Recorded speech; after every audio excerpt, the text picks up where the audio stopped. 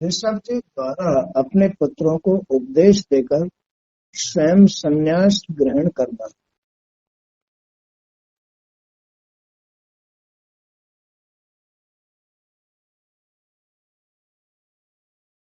इस मृतलोक में मनुष्य को जो ये जीवन मिला है, ये जन्म मिला है, जो ईश्वर ने ये शरीर दिया है, ये बड़ा महत्वपूर्ण, ये जीवन, मानव जीवन बड़ा महत्वपूर्ण, बड़ा महत्वपूर्ण। तो इसी के विषय में ऋषभ देव जी अपने पुत्रों को उपदेश दे रहे हैं, समझा रहे हैं कि बच्चों, भगवान ने ये तुम्हें बहुत बड़ी सौगात दी है, ये जो शरीर दिया है, ये कोई साधारण चीज नहीं है। ये तुम्हारे जीवन का बड़ा ही उत्तम साधन है, तुम्हें आनंद लेने का बहुत उत्तम साधन है। ये भगवान ने जो ये संसार रचा है, इसमें संसार को देखने का, इसमें आनंद लेने का, इसमें भगवान को प्राप्त करने का, इसमें सुख प्राप्त करने का बड़ा उत्तम मौका है, इसे बिगाड़ना मत। तो ऋषभ देव जी अपने पुत्रों को यही उपदेश दे रहे हैं कि पुत्रों, इस मृतलोक में, मृतलोक माने मानव लोक में, इस पृथ्वी लोक में मनुष्य को, इस जीव को ईश्वर ने जो ये शरीर दिया है, जिसमें 2 आंख, 2 नाक, 2 नथने, 1 मुंह, जीभ, कान, त्वचा आदि, ये ज्ञानेंद्री, कर्मेंद्री ये दिए हैं, ये बड़ा उत्तम सिस्टम है। इससे तुम कुछ भी प्राप्त कर सकते हो, इससे धन प्राप्त कर सकते हो, इससे संपत्ति प्राप्त कर सकते हो, इस तरह तुम संसार में जीवन जी सकते हो, आनंद के साथ जी सकते हो, इसमें ईश्वर की प्राप्ति कर सकते हो। तो मृतलोक में मनुष्य को ईश्वर ने जो यह शरीर दिया है, उसके निरंतर विषय भोगों में लिप्त रहने से ये शरीर शीघ्र ही नष्ट हो जाता है। ये शरीर क्यों नष्ट होता है? ये शरीर क्यों बूढ़ा होता है? ये शरीर क्यों रोगी होता है? विषयों में लिप्त रहने से, विषयों में, विकारों में, गलतियों में, गंदगी में लिप्त रहने से ये बहुत जल्दी नष्ट हो जाता है। जितना ज्यादा आसक्त रहोगे उतनी जल्दी नष्ट हो जाएगा, जितने गंदगी में ज्यादा लिप्त रहोगे उतने जल्दी नष्ट हो जाओगे, जितने विषयों में ज्यादा आसक्त रहोगे उतने ज्यादा रोगी होगे, चिंतित होगे, टेंशन में रहोगे, इसमें कुछ भी नहीं रहेगा। फिर ये शरीर शीघ्र ही विषयों में रहने से नष्ट हो जाता है। इसलिए विषय भोगों से सदैव दूर रहना चाहिए, विषय भोगों से सदैव इस शरीर को बचा के रखना चाहिए, कुसंगति से बचा के रखना चाहिए, विषय भोगों से बचा के रखना चाहिए, अशुद्ध भोजन से बचा के रखना चाहिए। इसे उत्तम उत्तम संगति, उत्तम उत्तम भोजन, उत्तम उत्तम साधना देनी चाहिए। ऐसा भोग विलास तो, ऐसा भोग विलास जो मनुष्य भोग रहा है, विषयों को, गंदगियों को, मीट, शराब, अंडा, अशुद्ध भोजन को, ऐसा भोग विलास तो विष्ठा खाने वाले, जो सुअर, कुत्ते, पशु, पक्षी, जो विष्ठा खाने वाले हैं, ऐसा विषय भोग तो ऐसे जीव किया करते हैं, मानव थोड़े ही करता है, मनुष्य थोड़े ही करता है। ये मनुष्य के लिए विषय भोग नहीं दिए हैं। ये जो शरीर है बड़ा उत्तम है, बड़ा उत्तम।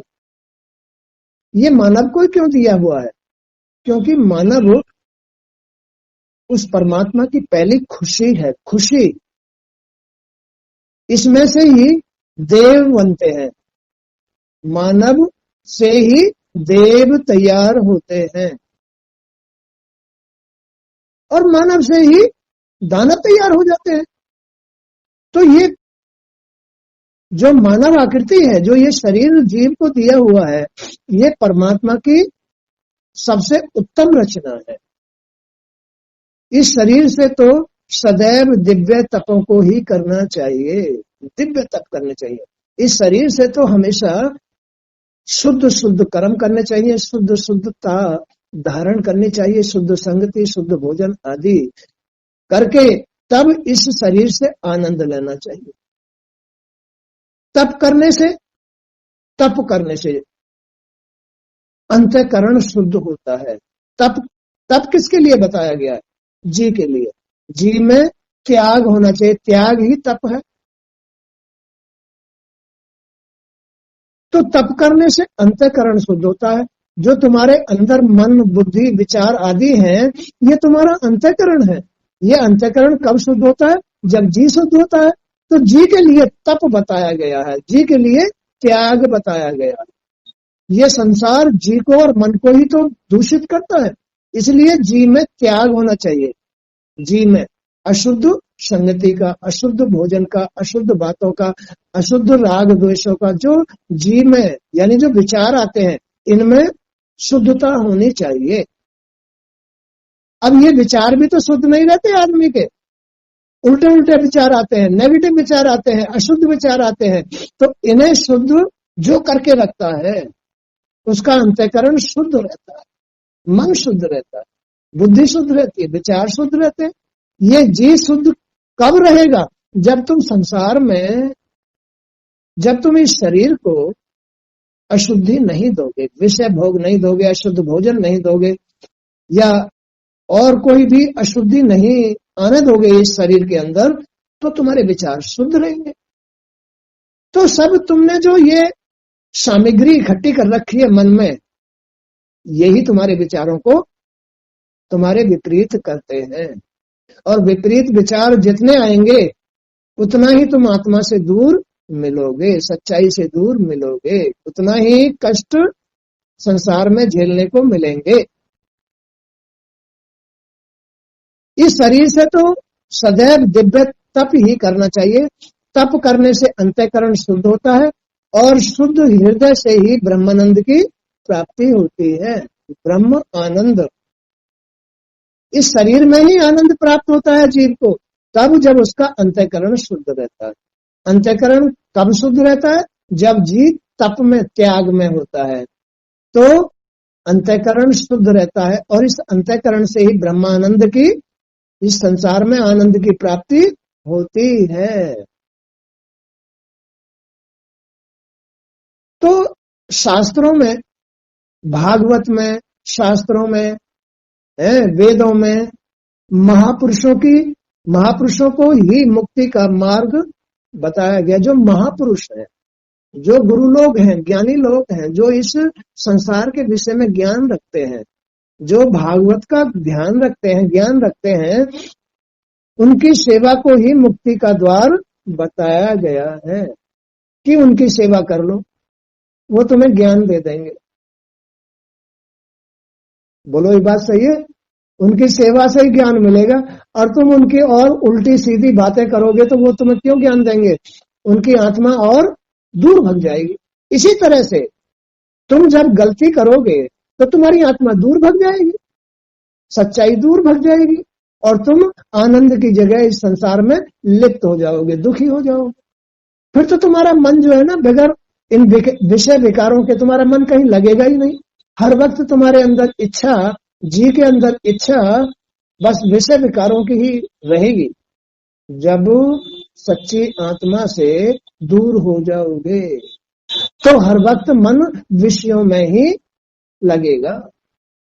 इसलिए अपने अंतःकरण को शुद्ध रखने के लिए जी को त्याग में रखना चाहिए, बुराइयों से त्याग। तो तुम्हारा अंतःकरण शुद्ध रहेगा, मन शुद्ध रहेगा, बुद्धि शुद्ध रहेगी और वाणी भी शुद्ध रहेगी। तब तुम्हें इस संसार में आनंद आएगा। और ये मौका मिलता है गुरुओं की शरण में, भागवत की शरण में, सत्संग की शरण में, तब तुम्हें ये मौका मिलता है। तो उन्होंने कहा है कि महापुरुषों की सेवा को ही मुक्ति का मार्ग बताया गया है। और स्त्री का संग करके, स्त्री का संग करके, विषय भोगों में लिप्त रह करके, संसार में लिप्त रह करके, ये स्त्री संसार का ही तो रूप है। मायावी जो स्त्री होती है, स्त्री तो बड़ी श्रेष्ठ भी होती है, स्त्री तो प्रकृति भी है, प्रकृति तो दुर्गा मां ब्रह्म शक्ति भी है, लेकिन वो इन विकारों से मुक्त है, दूर है। इसलिए उस स्त्री का संग बड़ा उत्तम है। माँ का संग, उस माँ का संग, ब्रह्म शक्ति का संग तो बड़ा उत्तम है। लेकिन जो मायावी स्त्री होती है, सांसारिक स्त्री होती है, उसका संग करके विषय भोग में लिप्त रहने वाले व्यक्ति को नरक ही प्राप्त होता है। जो मायावी स्त्री होती है, जो सांसारिक स्त्री होती है, जो बच्चा पैदा करने वाली स्त्री होती है, उसका साथ करके तो आदमी को, जी को नरक ही प्राप्त होता है और कुछ प्राप्त नहीं होगा। बोलो बात सही है? हाँ, जो बच्चा पैदा करने वाली स्त्री होती है, उसका साथ लेकर के तो जी को नरक ही प्राप्त होगा, जी गंदा ही होगा, जी नरक में माने आत्मा से दूर जाएगा ही, नेगेटिव विचार उसके आएंगे ही, उसे ज्ञान नहीं रहेगा, उसको प्रकाश नहीं मिलेगा, वो संसार में ही लिप्त रहेगा, उसका मन अशुद्ध रहेगा, कभी धन के लिए, कभी संपत्ति के लिए, कभी अपने काम की जरूरत पूरी करने के लिए, वो कभी भी मुक्ति प्राप्त नहीं कर पाता है, नरक में ही जाता है। अगर वो महापुरुषों की सेवा करे, गुरुओं की शरण में चला जाए और उनको सच्चे मन से उनकी सेवा करे, श्रद्धा से, कपड़ों के, खाने के, रहने के, ओढ़ने बिछाने के, या उनकी आज्ञा का पालन करे, तो निश्चय ही उनकी आत्मा खुश हो जाएगी। आत्मा तुम्हारी आत्मा, उनकी आत्मा तुम्हारी ही आत्मा है। निश्चय ही ऐसा कर्म करने से तुम्हारी आत्मा खुश हो जाएगी और तुमको प्राप्त हो जाएगी। बोलो बात सही है? निश्चय ही तुम्हारी आत्मा खुश हो जाएगी उनकी सेवा करने से। तुम्हारी आत्मा और उनकी आत्मा में कोई अंतर नहीं है, एक ही है। तो उनकी सेवा करने से तुम्हारी आत्मा खुश हो जाएगी। कर्म केवल कर्म प्रधान है, कर्म करोगे तो आत्मा तुमको अपनाएगी, अन्यथा नहीं अपनाएगी। महापुरुष वे लोग होते हैं जो समान भाव से, महापुरुषों की बात सुन लो, महापुरुष कौन होते हैं? महापुरुष वे लोग होते हैं जो समान भाव से रहते हैं, सबके बीच में सबको एक जैसा भाव देते हैं। कैसा भाव? आत्म भाव, शुद्ध भाव, जो समान भाव से रहते हैं, जो परम शांति के साथ रहते हैं, सबका भला चाहते हैं, मन से शांत रहते हैं और उनकी बुद्धि शुद्ध है, कोई भेदभाव नहीं है, कोई तेरे मेरे की बात नहीं है, वही महापुरुष होते हैं। जो क्रोध को पूरी तरह से जीत करके सबके हित चिंतक और सदाचारी होते हैं, जिनमें क्रोध नहीं आता। जो महापुरुष होगा उसमें क्रोध कभी नहीं आएगा। अगर उसको क्रोध आएगा तो उनके अंदर ज्ञान नहीं होगा। क्रोधी के पास में ज्ञान नहीं टिकता है, और ज्ञान जिसके पास नहीं है वो तो प्योर सांसारिक होता है। बोलो होता है नहीं होता? जिसके पास ज्ञान नहीं है वो तो प्योर सांसारिक है। और ये जो ज्ञान आता है, ये ज्ञान ईश्वर का रूप है, ईश्वर की कृपा है। ये तो तभी आती है जब मन और जी शुद्ध होता है, जब मन और जी शुद्ध होता है। उसमें कोई सांसारिक लोभ नहीं है, कोई राग द्वेष नहीं है, कोई बदले की भावना नहीं है, कोई लूट खसोट की भावना नहीं है। वही मन से शुद्ध और जी से शुद्ध होता है, महापुरुष कहलाता है। उसको क्रोध कभी नहीं आएगा। बोलो बात सही है गलत? बोलो बात सही है झूठी है? ये है सच्ची बात है। तो महापुरुष वे लोग होते हैं जो समान भाव से रहते हैं, परम शांति के साथ रहते हैं।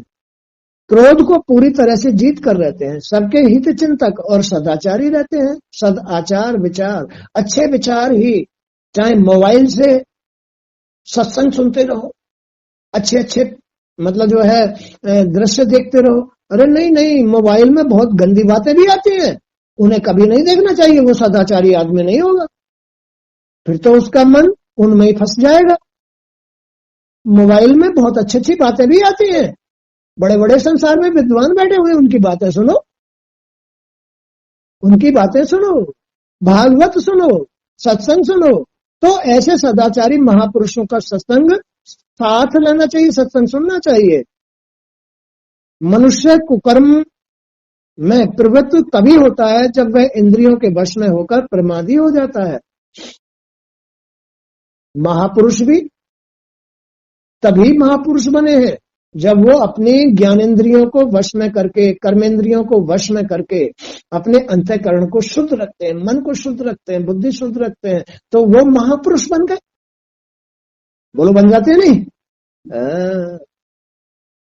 तो मनुष्य कुकर्म में प्रवृत्त तभी होता है जब वह इंद्रियों के वश में हो जाता है और प्रमादी हो जाता है। केवल ये इंद्रियां ही, ज्ञानेंद्रिय और कर्मेंद्रिय ही जीव को प्रमादी बनाती हैं, लोभी बनाती हैं, स्वार्थी बनाती हैं। ये ज्ञानेंद्रिय और कर्मेंद्रिय, इनसे ही उसका अंतःकरण खराब होता है। ज्ञानेंद्रिय और कर्मेंद्रियों से ही उसका अंतःकरण, मन, बुद्धि, विचार नेगेटिव हो जाते हैं। अगर तुमने इनको महापुरुष की सेवा में लगा दिया तो फिर विचार और मन कैसे हो जाएंगे? अच्छे हो जाएंगे। वही महापुरुष कहलाता है, वही महापुरुष बन जाता है। नहीं तो प्योर सांसारिक का सांसारिक रहता है। जिसकी ज्ञानेंद्रिय कर्मेंद्रिय है ना, स्त्री संग में, संसार की चमक धमक में ज्ञानेंद्रिय कर्मेंद्रिय लगी हुई है, वो तो प्रमादी होता है। उसका जी तो प्रमादी होता है, छलिया होता है, कपटी होता है, अज्ञानी होता है, मूर्ख होता है, गधे जैसा होता है जी। वो आत्म स्वरूप नहीं होता है। बोलो, बात सही है गलत? ये अच्छी बात नहीं है। क्या प्रमादी होना अच्छी बात नहीं है, बहुत गंदी बात है। अपना ही जीवन नष्ट कर रहा है। प्रमादी बनना, कुकर्मी बनना, ये अच्छी बात नहीं है। इससे उसे जीने में आनंद भी नहीं आएगा, बुरा लगेगा, घर गृहस्थी को बिगाड़ेगा, समाज को बिगाड़ेगा, बुरा कहलवाएगा, अपने माँ बापों को नरक में डालेगा, खुद नरक में जाएगा। बोलो, बात सही है? प्रमादी होना, कुकर्म करना अच्छी बात नहीं है। इसलिए आदमी को, जीव को सदा अपने अंतःकरण को साध अच्छा रखने के लिए उसमें त्याग होना चाहिए, तपस्या होनी, तप होना चाहिए। त्याग को ही तपस्या, तप कहते हैं। तप जीव के लिए सबसे विशेष बात है, त्याग। जीव में अगर तप है, जीव में अगर त्याग है, तो उसका अंतःकरण शुद्ध रहेगा और उस शुद्ध अंतःकरण की ही जरूरत है।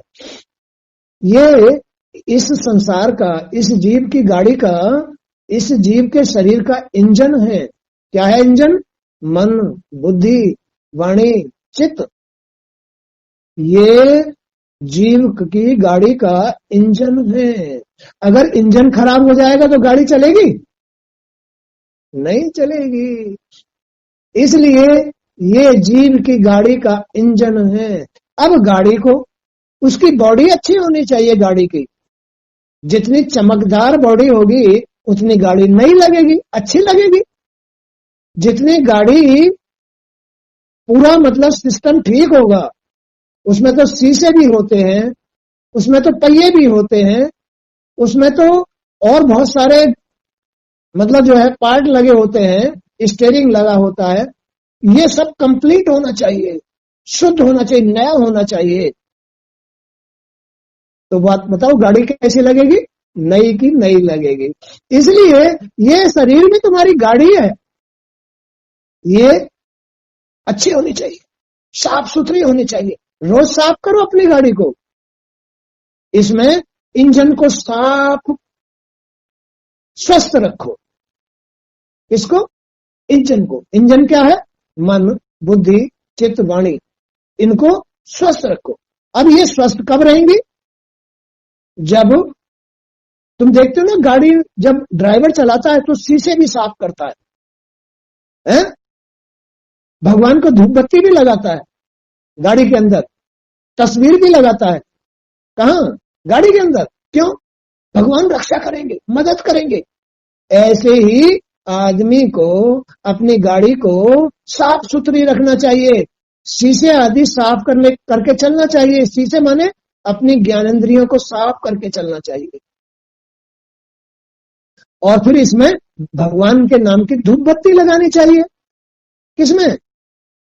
इस गाड़ी में। भगवान के नाम की धूप बत्ती क्या है? उसका नाम लेना चाहिए, उसका दीपक जलाना चाहिए, आत्म ज्ञान प्राप्त करना चाहिए, सत्संग प्राप्त करना चाहिए। ये धूप दीप है। सत्संग जरूर लेना चाहिए। ये सत्संग ही धूप दीप है इस गाड़ी में। बोलो बात सही है? इस गाड़ी में ये धूप दीप ही सत्संग है। तो सत्संग लेकर के तब सारे दिन अपना शुद्ध कर्म करना चाहिए, शुद्ध जीवन जीना चाहिए, तो उसको आनंद आएगा। उसका मन बुद्धि खराब नहीं होगी, ज्ञान आ जाएगा, भगवान की कृपा मिल जाएगी। जो धूप दीप करके अपनी गाड़ी के अंदर, अपने घर के अंदर, भाई चाहे तो इस शरीर के अंदर धूप दीप लगा लो, ये धूप दीप क्या है? सत्संग आदि ले लो। और चाहे घर के अंदर धूप दीप चिराग बत्ती कर लो, वो भी घर भी गाड़ी है, उसमें धूप दीप करना, वो भी भगवान की कृपा प्राप्त करना है, तो घर चलेगा। ऐसे ये शरीर चलेगा। कब? जब इसमें सत्संग धूप दीप आदि करोगे तो भगवान की कृपा प्राप्त होगी, माने कि आत्मा प्राप्त होगी, ईश्वर की कृपा प्राप्त होगी, ज्ञान प्राप्त होगा, और उस ज्ञान में ही आदमी अपना जीवन ठीक ठाक चला पाएगा, आनंद के साथ चला पाएगा। बोलो बात सही है? तो प्रमादी होना अच्छी बात नहीं है। भगवान के कामों से विमुख होना, गाड़ी को ना समझना या भगवान को ना समझना, ये अच्छी बात नहीं है। अरे अपने घर को समझो, अरे अपनी गाड़ी को समझो, अरे इस गाड़ी के चलाने वाले को महत्व दो, अरे इस घर को चलाने वाले को महत्व दो। वो चलाता है भगवान, तो उसको महत्व दो, उसका आदर करो, तो तुम भी उस गाड़ी में आराम से सुरक्षित पहुंच जाओगे। बोलो पहुंच जाओगे नहीं? तुम भी सुरक्षित पहुंच जाओगे। उस गाड़ी चलाने वाले को आदर दो, उसको डिस्टर्ब मत करना। उसको डिस्टर्ब करोगे तो गाड़ी छोड़ के भाग जाएगा। भाग जाएगा नहीं? गाड़ी छोड़ के भाग जाता है ड्राइवर के, लो चले जाओ। तो इसलिए प्रमादी होना अच्छी बात नहीं है। घर के लिए, अपने शरीर के लिए यह अच्छी बात नहीं है, क्योंकि इसी के कारण आत्मा को असत्य का मार्ग और दुख पहुंचाने वाला शरीर प्राप्त होता है। जैसे ड्राइवर को छेड़छाड़ करने से, जैसे प्रकृति को छेड़छाड़ करने से ड्राइवर गाड़ी छोड़ के चला जाता है, तो उसे डिस्टर्ब नहीं करना चाहिए, आत्मा को डिस्टर्ब नहीं करना चाहिए, आत्मा को विमुख नहीं करना चाहिए। बोलो बात सही है? जब तक मनुष्य को आत्म तत्व का ज्ञान नहीं होता, तभी तक अज्ञानवश वह शारीरिक मोह माया में फंसकर अपने शरीर को ही प्रमुख मानता रहता है। अरे तो तत्व ज्ञान प्राप्त करने के लिए अपने, देखो ये जीवन तो तत्व ज्ञान से चलेगा। ये तो तुम्हारा मन तो परिवर्तनशील है, तुम्हारे अंदर जो प्रकृति है ये तो परिवर्तनशील है। कभी सांसारिक हो जाती है, तो कभी भगवान में हो जाती है, कभी दुख में हो जाती है तो कभी सुख में हो जाती है। तो ये परिवर्तनशील संसार है। तुम्हारा मन, तुम्हारा जीव परिवर्तनशील है। तो कभी भी इन गलतियों का, बुराइयों का साथ नहीं रहना चाहिए। आत्मा के लिए, अपनी सच्चाई के लिए बुराइयों का साथ लोगे तो सच्चाई विमुख हो जाओगे, सच्चाई से विमुख हो जाओगे। जब तक मनुष्य को आत्म तत्व का ज्ञान नहीं होता, तब तक अज्ञानवश वो तब जब तक ही कुकर्म करेगा, जब तक उसे ज्ञान नहीं हुआ है, तत्व ज्ञान नहीं हुआ है। अज्ञानी मनुष्य ही संसार में घुसता है, अज्ञानी मनुष्य ही कुकर्म करता है, अज्ञानी मनुष्य ही बस रोता पिटता रहता है या नरक में जाता है, अज्ञानी मनुष्य ही जाता है। ज्ञानी मनुष्य को कोई इन बातों से मतलब नहीं होता है। ये ईश्वर की कृपा होती है, ये ईश्वर की कृपा ही ज्ञान है, यही आत्मा है, यही तत्व ज्ञान देती है, यही तुम्हें जीने में आनंद देती है, यही तुम्हें संसार के दुखों से बचा के रखती है, बुराइयों से बचा के रखती है, आत्मज्ञान। इसलिए जीव को अपने आत्मज्ञान से कभी विमुख नहीं होना चाहिए। ये तो अज्ञानता में होता है। अज्ञानता इसी बात को कहते हैं, जब जी के पास त्याग नहीं होता, तप नहीं होता, तब ये जी अज्ञानी होता है। अज्ञानता में ही मनुष्य कुकर्म करता है, प्रमादी बन जाता है और संसार में घुस करके कष्ट भोगता है। ये जीव की भूल है, अज्ञानता है। तो ये अज्ञानता ही आदमी को प्रमादी बना देती है, बुरा दुष्ट बना देती है।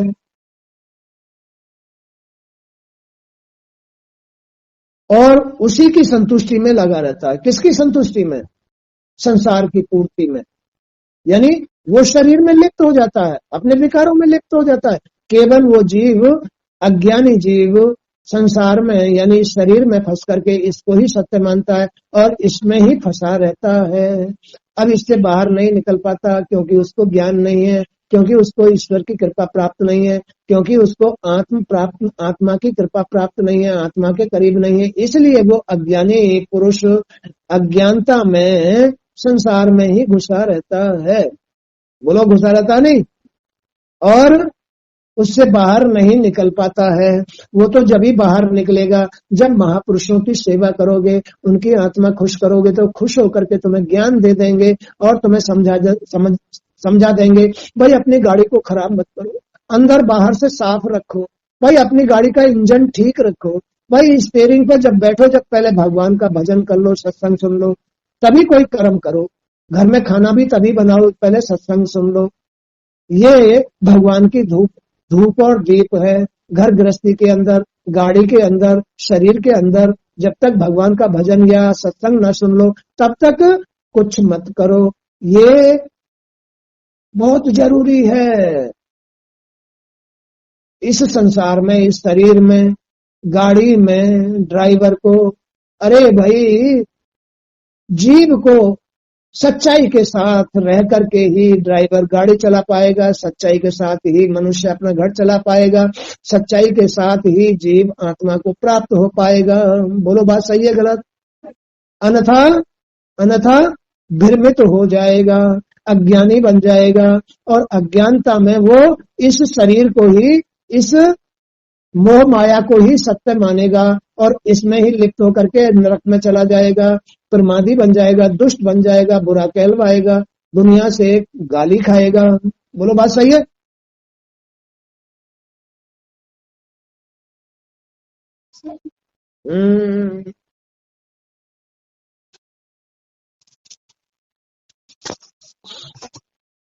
अज्ञानवश में सांसारिक मोह माया में फंसकर अपने शरीर को ही प्रमुख मानता है और उसी की संतुष्टि में लगा रहता है। जब तक उसके मन में लौकिक वासनाएं बनी रहती हैं, तभी तक उसे देह का बंधन भी घेरे रहता है। देह का बंधन, देह के बंधन का मतलब है इसकी इच्छाएं, शरीर की इच्छाएं बन गई उसमें। अब पूर्ति करते रहो इस शरीर की। ये शरीर इंद्रियों के साथ ही तो तुम्हारा मन है, अब इस मन की पूर्ति करते रहो। अब ये इस मन को ही सच्चा साथी मान लेता है। बुराइयों में घुस करके जीव मन की पूर्ति करता रहता है, कभी विषय भोग करता है, तो कभी मीट अंडा ये दूषित वस्तुएं खाता है, तो कभी कुसंगति में जाता है। करते रहो मन की पूर्ति। अब तो तुम्हारे मन की पूर्ति ही तुमको नरक में ले जाएगी। अरे हमेशा तप में रहो, त्याग में रहो, मन की पूर्ति मत करो, सांसारिक मन की पूर्ति मत करो। इस मन को अच्छा बनाओ, इसे आध्यात्मिक बनाओ, तब इसकी पूर्ति करो। आध्यात्मिक मन, भगवान में मन, भक्ति में मन, इसके अंदर कोई इच्छाएं नहीं होती हैं, वो शुद्ध रहता है और आनंद के साथ जीवन जीता है। इसलिए जब तक जीव के मन में आत्मा के द्वारा परम तत्व परमात्मा को पाने की जिज्ञासा नहीं होती, तब तक वह देह बंधन से कभी नहीं छूट पाता। जब तक जीव स्वार्थ में लिप्त होकर इंद्रियों के प्रभाव को झूठा अथवा असत्य नहीं मानता, तब तक वह आत्म स्वरूप की स्मृति को भूलकर अज्ञान के कारण घर गृहस्थी और परिवार के सदस्यों के बारे में ही सोचता रहता है। बोलो, सोचता रहता है ना। कब? जब तक उसके मन में परमात्मा को पाने की जिज्ञासा पैदा नहीं हुई है, जब तक परमात्मा के प्रति उसके मन में संसार बसा हुआ है, और जब उसके मन में परमात्मा को पाने की श्रद्धा और जिज्ञासा आ जाएगी, तो वो संसार के मोह बंधन से मुक्त होना शुरू हो जाएगा। बोलो, हो जाएगा। अच्छा, और जब तक वो मन के झूठे विकारों में फंसा हुआ है, तब तक ही उसके अंदर मोह है। परिवार के प्रति मोह है, धन के प्रति, घर के प्रति, संपत्ति के प्रति, स्त्री के प्रति, विकारों के प्रति मोह कहलाता है। ये मोह मन की गंदगी कहलाती है, ये सांसारिक मन कहलाता है, मायावी मन कहलाता है। ये मायावी मन ही तो जीव को मायावी जीव बना देता है। तो इनसे मुक्त होने का उपाय है जी का तप, त्याग में रहना और मन को भगवान के प्रति श्रद्धा भाव में जगाना, और इस संसार से जितनी भी ये विषय वासना है इनको त्यागना। जी से त्यागना, मन से दूर करना, तब आदमी को आनंद मिलता है, तब आदमी को उसकी गति भी होती है। गति तो उसके मन के अनुसार होती है। आदमी की जैसा मन होता है वैसी गति होती है। बोलो, बात सही है। मरने के बाद भी, मरते समय भी जब उसके मन की जैसी गति होगी ना, वैसी ही गति से मरेगा। मरते टाइम भी आदमी के मन की जैसी गति होती है, उसी हिसाब से मरेगा। इसलिए मरते टाइम के लिए अपने मन को बिल्कुल शुद्ध कर जाओ, तो तुम्हें आनंद से मृत्यु प्राप्त हो जाएगी। बोलो, बात सही है, हैं? इसलिए अपने मरते टाइम मन को खराब मत रखो, तेरे मेरे में मत रखो, भेदभाव में, राग द्वेष में मत रखो, हैं? किसी को ये मत कहो कि तुझे बड़ी जवानी आ रही है, तुझे ये मत कहो कि तू इतनी बुरी है, तू किसी या इतना बुरा है, किसी को मत कहो। अपने मन को शुद्ध रखो। बोलो, बात सही है। अपने मन को शुद्ध रखो, नहीं तो मरते टाइम भी ये बात नहीं छूटेगी और कुगति हो जाएगी, नरक में चले जाओगे। स्वर्ग और नरक की पहचान यही है। मरते टाइम तक अगर तुम्हारा मन अशुद्ध रहा तो कुगति होगी, और तुम्हारे मरते टाइम मन शुद्ध रहा, भगवान में रहा, श्रद्धा में रहा, उनके प्रति भजन में रहा, तो गति मिलेगी, मोक्ष मिलेगा या स्वर्ग मिलेगा। मन के अनुसार मिलता है, जैसा जिसका मन है। जिस आदमी ने मन को संसार में फंसा रखा है, मरते टाइम भी नरक ही मिलेगा, संसार ही मिलेगा। और जिसने अपने मन को संसार से विमुख कर करके अपने भगवान में श्रद्धा लगा रखी है, टेर लगा रखी है, उसको स्वर्ग या मोक्ष मिलेगा। बोलो, बात सही है। हाँ, इसलिए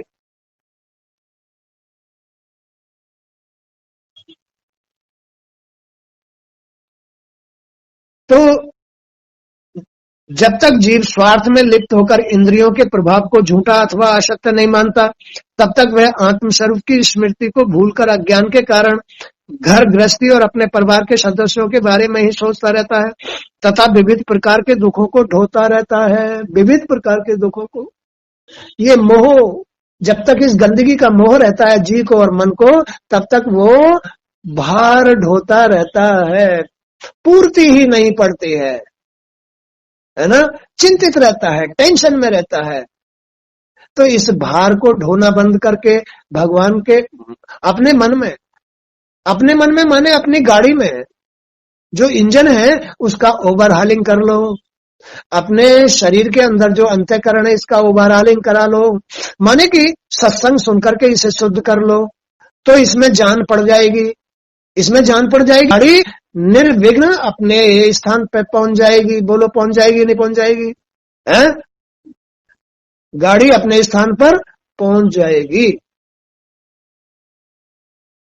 तो आज का सत्संग भी यहीं तक। जय श्री कृष्ण, श्री गोविंदाय नमः, श्री वासुदेवाय नमः। हरिओम तत्सत, हरिओम तत्सत, हरिओम शांति, हरिओम शांति।